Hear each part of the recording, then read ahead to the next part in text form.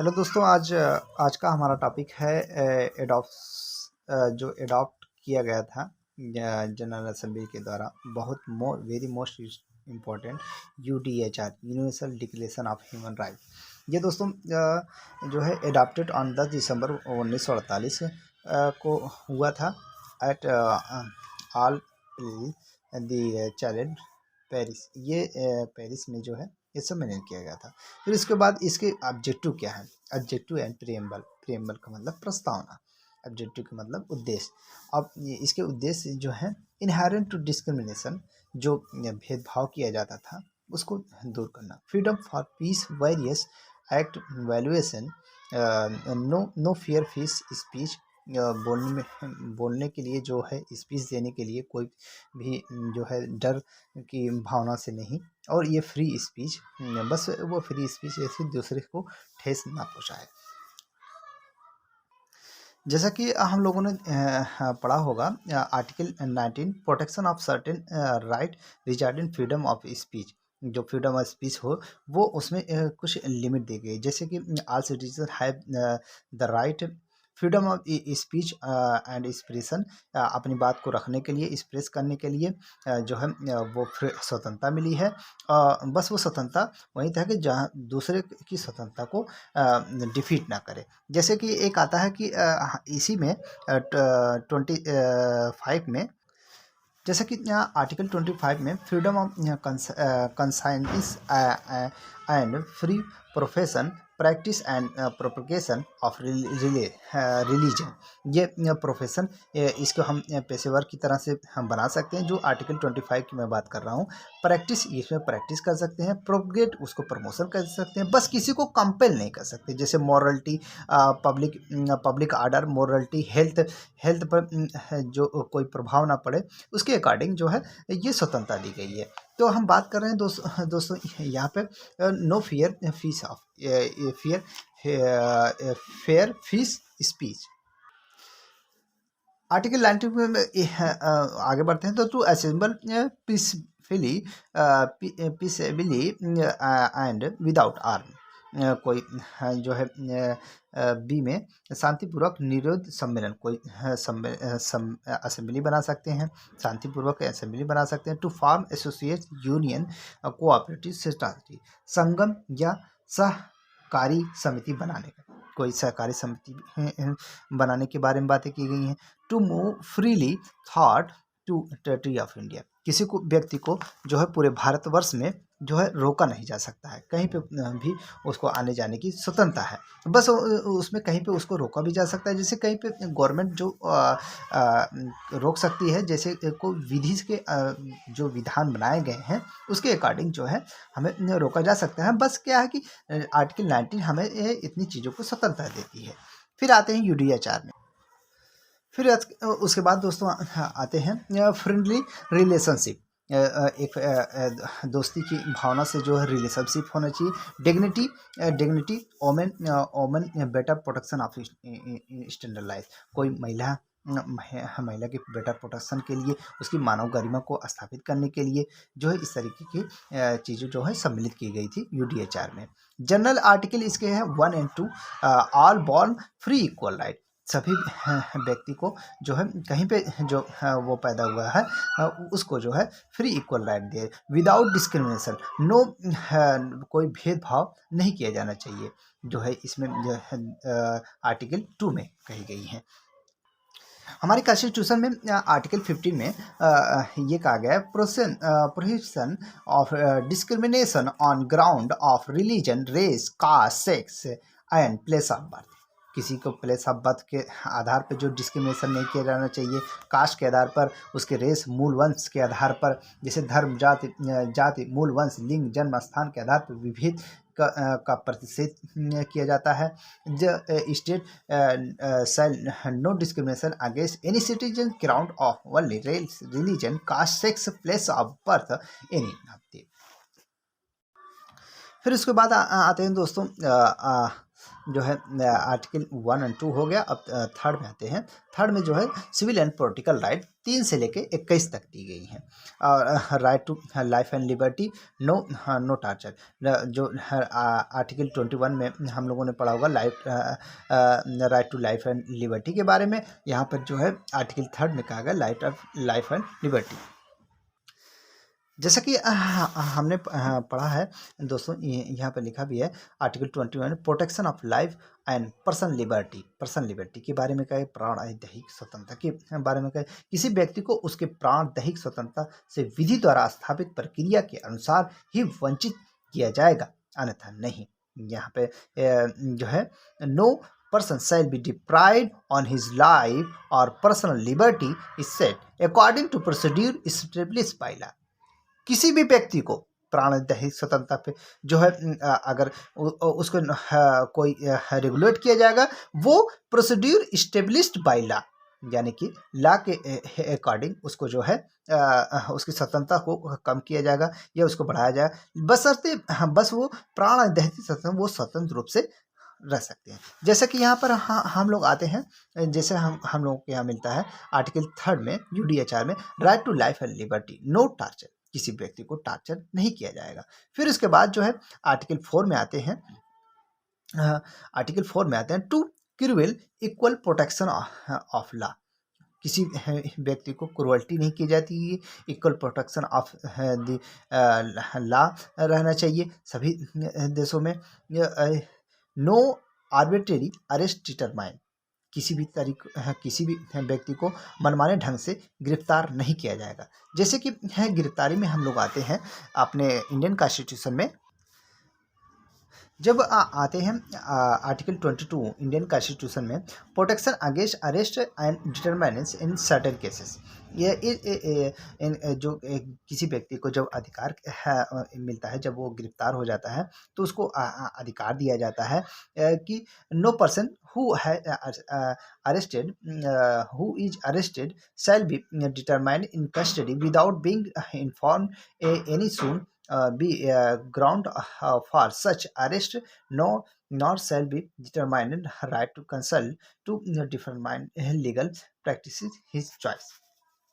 जो जिसको जो है किसी भी व्यक्ति को जो गिरफ्तार किया गया है, ऐसी गिरफ्तारी के कारणों को इसे यथाशीघ्र अवगत कराए बिना अभिरक्षा में निरुद्ध नहीं किया जाएगा। अपनी रुचि विधि व्यवसाय से परामर्श करने की प्रतीक्षा कराने के अधिकार से वंचित नहीं रखा जाएगा। प्रत्येक व्यक्ति को जो गिरफ्तार किया गया है अभिरक्षा में निरुद्ध रखा गया है। गिरफ्तारी के स्थान से मजिस्ट्रेट न्यायालय तक यात्रा के लिए आवश्यक को छोड़कर ऐसी गिरफ्तारी को 24 घंटे के अधिकतम निकटतम मजिस्ट्रेट के समक्ष पेश किया जाएगा। ऐसे किसी व्यक्ति को मजिस्ट्रेट के प्राधिकार के बिना उक्त अवधि की अभिरक्षा में नहीं रखा जाएगा। खंड खा जो आर्टिकल 22 सब क्लास थर्ड में जो कहा गया है नथिंग सब क्लास 3 में nothing class 1 and 2 shall apply. इसमें क्या है, to any person who for time being enemy alien तत्समय शत्रु अनदेशी निवारक निरोध उपबंध करने वाली विधि के अधीन गिरफ्तार या निरुद्ध नहीं किया जाएगा। निवारक निरोध उपबंध करने वाली कोई विधि किसी व्यक्ति को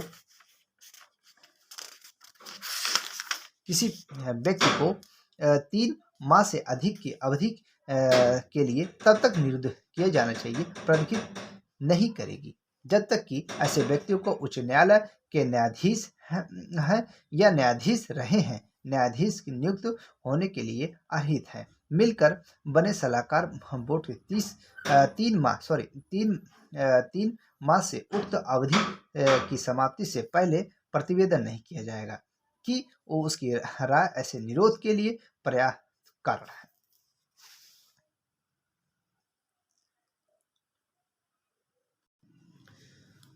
फिर उसके बाद आते हैं दोस्तों आर्टिकल 12 में प्राइवेसी। किसी भी राष्ट्र की जो है कानून की जो प्राथमिकता दी जाएगी, बस वो एक जो जो उसके विधि के विधान जो बनाए गए हैं उसके अकॉर्डिंग जो है उसकी प्राथमिकता दी जाएगी। फिर उसके बाद आर्टिकल 13 में आते हैं right to freedom of movement of leave. जैसे कि हम लोग अभी दिखाया आर्टिकल 90 जो हमारे में है। यहाँ पे आर्टिकल 13 किसी भी व्यक्ति को जो है एक स्वतंत्रता दी जाती है किसी भी देश में आने जाने के लिए, बस बशर्ते वो जो है आई ऑफ द लॉ के अनुसार जो है जाए कहीं भी। फिर उसके बाद आर्टिकल 14 में every everyone has to right to seek and enjoy in other countries.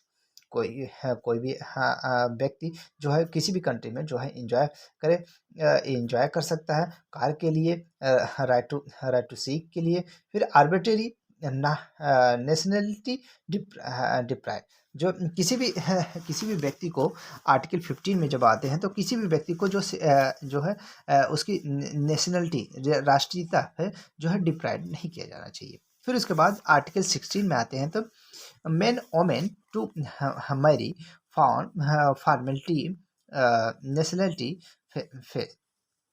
Free free nationality मिलनी चाहिए। कोई भी व्यक्ति को जो है राइट टू मैरी जो है हम लोग जैसे पढ़ा होगा economic social cultural and covenant में। जैसा कि हम लोगों ने देखा था दोस्तों economic social and cultural covenant में आर्टिकल 9 में राइट टू हर फैमिली सोशल सिक्योरिटी। फिर इसके बाद जो है आर्टिकल 10 में राइट टू मैरिज। और उसी के अकॉर्डिंग जो है हम लोग आते हैं, जैसा कि हम लोगों ने देखा यहाँ पर UDHR में आर्टिकल 16 में men women to marry family, right to family की बात की गई है। नेशनलिटी जो है फ्री मिलनी चाहिए। फिर आर्टिकल 17 में आते हैं तो प्रॉपर्टी, ये राइट टू प्रॉपर्टी की बात की गई है। राइट टू प्रॉपर्टी जो हमारे फंडामेंटल राइट से जो है रिपील कर दिया गया है। ये बताइए कि कब रिपील किया गया है।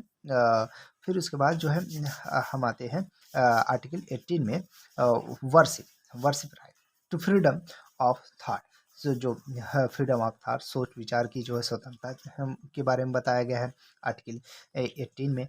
फिर उसके बाद जो है आर्टिकल 19 में freedom of opinion of expression, जो freedom of opinion of expression की बातें की गई है। फिर उसके बाद आर्टिकल 20 में आते हैं असेंबली पीसफुल एसोसिएशन। जैसे हम लोगों ने पढ़ा फंडामेंटल राइट में आर्टिकल 19 में जो है आर्टिकल 19 सब क्लास 1 और वर्स 1 के बी में to assembly peacefully and without arm.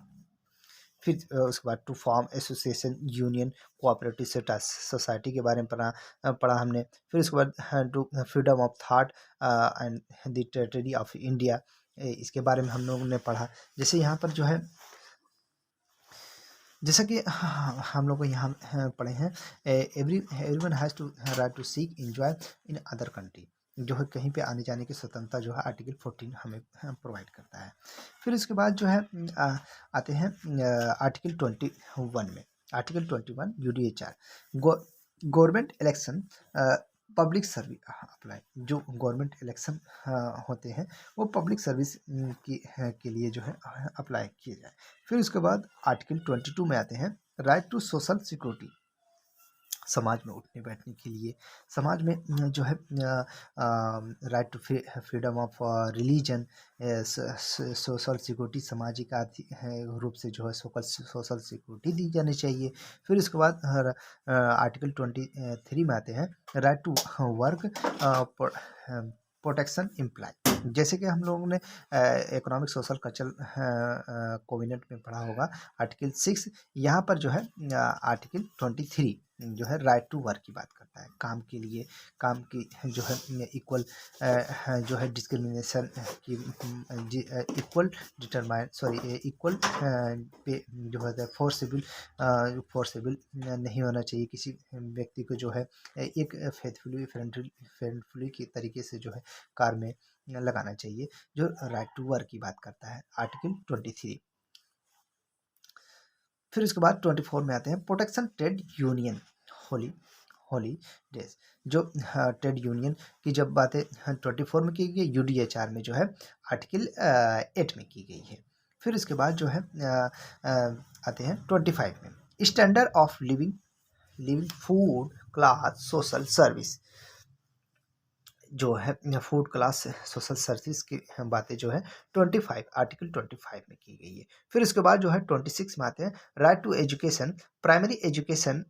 जो है हम लोगों में जो है आर्टिकल 21 ए आइए पढ़ते हैं। Article 21 A right to education the state shall provide free compulsory education to all children of age of 6 to 14 years in such manner as the state may by law determine। राज्य 6 वर्ष से 14 वर्ष की आयु तक सभी बच्चों को निःशुल्क और अनिवार्य शिक्षा इस प्रकार प्रदान करेगा जिस प्रकार से राज्य विधि के अधीन निर्धारित करे। जो स्टेट है हमारा वो विधि के अधीन जो है निर्धारित करे। वो जो है 6 वर्ष से लेकर 14 वर्ष की आयु तक सभी बच्चों को निःशुल्क शिक्षा की बातें की गई है।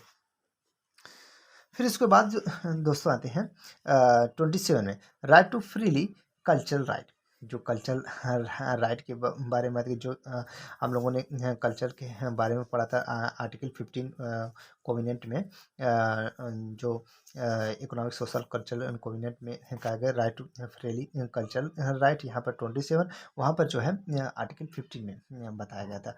फिर इसके बाद आर्टिकल 28 में आते हैं everyone liable to social international order. सभी व्यक्ति को जो है इंटरनेशनल ऑर्डर जो है मानने के लिए लायबल होना चाहिए। फिर उसके बाद जो है आर्टिकल 29 में आते हैं तो कल कल्चर टू दी कम्युनिटी। फिर उसके बाद जो है आर्टिकल 30 में राइट टू फ्रीडम। जो है स्वतंत्रता की बात की गई। स्वतंत्रता किसी व्यक्ति की स्वतंत्रता वहीं तक है जहाँ तक जो है दूसरे व्यक्ति की स्वतंत्रता स्टार्ट होती है। फिर एक लाइन में एक पेज में हम पढ़ के सुनाना चाहते हैं जो स्टेट ह्यूमन राइट और national human right it's very important for the point of examination. जो है स्टेट है जो ह्यूमन राइट हम लोगों की बनाई गई है स्टेट ह्यूमन राइट के बारे में कहाँ पर कहा गया है जरा कमेंट सेक्शन में बताइए। स्टेट ह्यूमन राइट को जो है प्रोटेक्शन ऑफ ह्यूमन राइट में जो बताया गया था आर्टिकल सेक्शन 21 में और 3 में जो है नेशनल ह्यूमन राइट के बारे में बताया गया है। फिर उसके बाद आते हैं state human right. It is provided that a person who has been a judge of the of the high court। किसी भी ये लग गया तो ये समझ जाइए किसी भी राज्य में किसी भी हाई कोर्ट का जो है जज होने चाहिए। फिर उसके बाद to the person who has been the CGI जो चीफ जस्टिस ऑफ इंडिया है उनको जो है अपॉइंटमेंट किया जाएगा। फिर इसके बाद जो है एक्सपीरियंस थ्री पीपल 3 लोग जो है एक्सपीरियंस फुल होल्डर जो है उसमें जो है एक महिला होनी चाहिए वोमेन इंक्लूड। जो है पहले जो है 5 साल के लिए जो अपॉइंटमेंट किए जाते थे अब जो है जो अमेंडमेंट आया उसमें जो है नाउ 3 ईयर री अपॉइंटमेंट उनको री अपॉइंटमेंट भी किया जा सकता है। जैसे कल सेंट्रल सर्विस जो सिटी किसी भी सेंट्रल सर्विस में ना होने चाहिए। टेरिटरी ऑफ इसके जो है दिल्ली में नेशनल ह्यूमन राइट की जो है मेन ब्रांच है इसमें न्यू दिल्ली वर्ड नहीं जोड़ा गया है। Security of the state. फिर इसके बाद आते हैं national human right. National human right जो है 28 सितंबर 1993 को जो है प्रेसिडेंट के द्वारा 6 मेंबर होने चाहिए। और प्रोटेक्शन ऑफ ह्यूमन राइट जो है 8 जनवरी 1994 को प्रेसिडेंट के द्वारा जो है अथॉरिटी में दी गई। इसको हम अक्सर देखते रहते हैं 28 सितंबर 1993 को जो है ये पारित किया गया।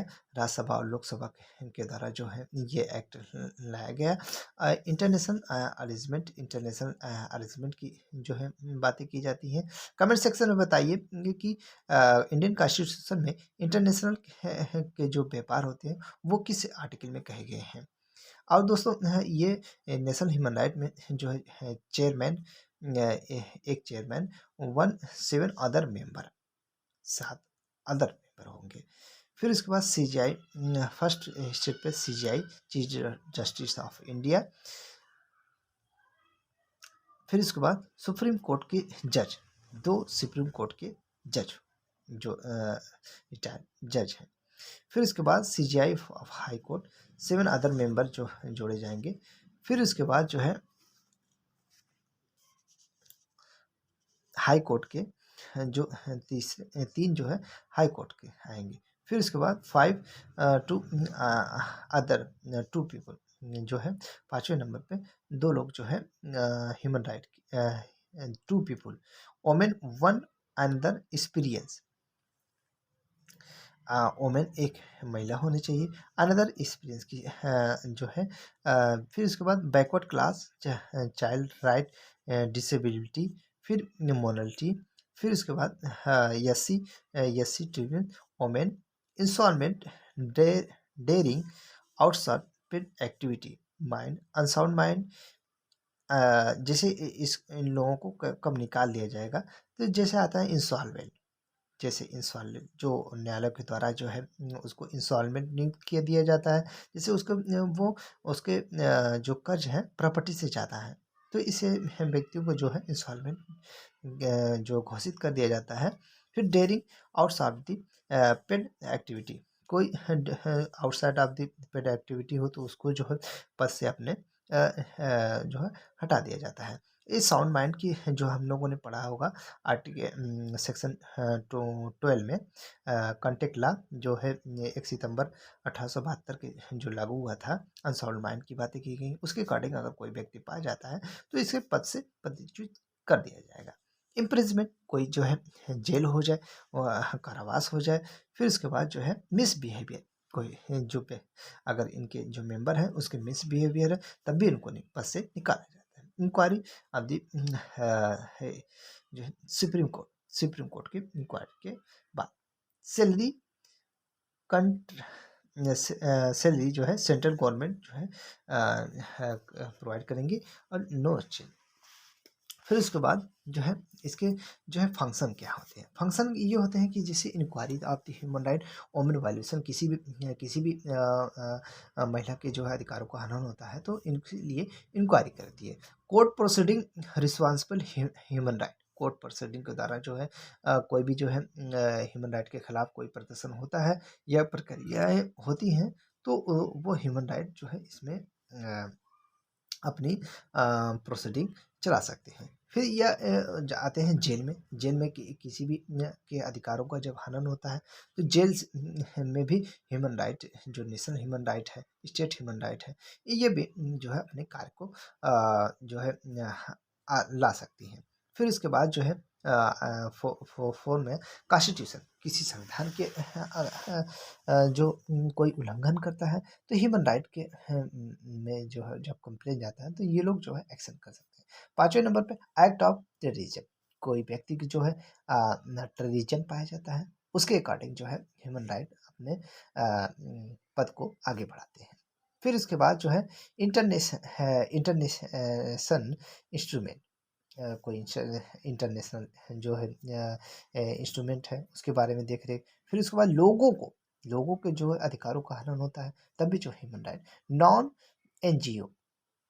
फिर उसके बाद 9 स्टेप आते हैं, other as a taking of national human right, other as a thinking of nation, कोई भी जो है मानव गरिमा की जो बनाने के लिए जो 1993 में जो है 28 सितंबर 1993 को the protection of human right बनाई गई थी, वो अदर कोई जो है वो किसी कोई चीज़ जो है अगर थिंकिंग करें तो उसके लिए जो है जांच कर सकते हैं।